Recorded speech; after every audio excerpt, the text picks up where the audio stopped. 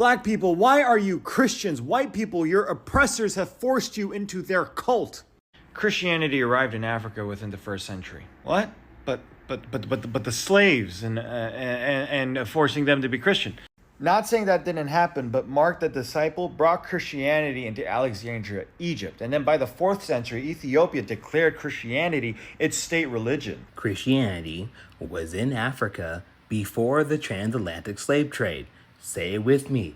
Christianity was in Africa before the transatlantic slave trade. I am so sick and tired of having this conversation and argument with people. Christianity is not a white man's religion, and I am not a coon for still believing in God.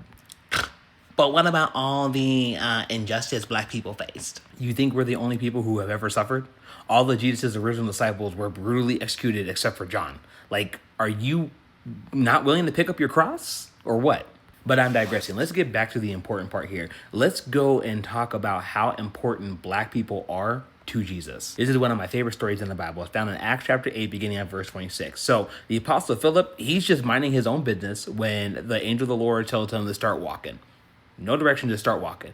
He eventually sees a chariot on his walk, and then the Holy Spirit says, hey, go hop on that chariot, where he meets an Ethiopian eunuch who was a high-ranking official of the Queen of Ethiopia reading the scriptures. He's specifically reading Isaiah out loud, which means what? It means that Judaism was already in Africa. So Philip takes the time to help him understand what the scriptures mean, and while he comes to understand the gospel of Jesus Christ, eunuch was like, hey, yo, there's some water over here. Can you come baptize me, please? So Philip does, and as soon as the eunuch comes out of the water, the Spirit then transports Philip through time and space to a completely different place, and the eunuch goes away rejoicing Jesus Christ. I have to check what Reed said about Mark already being there in Egypt, but once the eunuch had been baptized and now Ethiopia has someone who can spread the good news of Jesus Christ, after Judaism is already there, the Bible literally tells us a modern day sci-fi trope is used. Yes, people, teleportation is in the Bible. Or let's go even further, because remember, Judaism is already in Africa.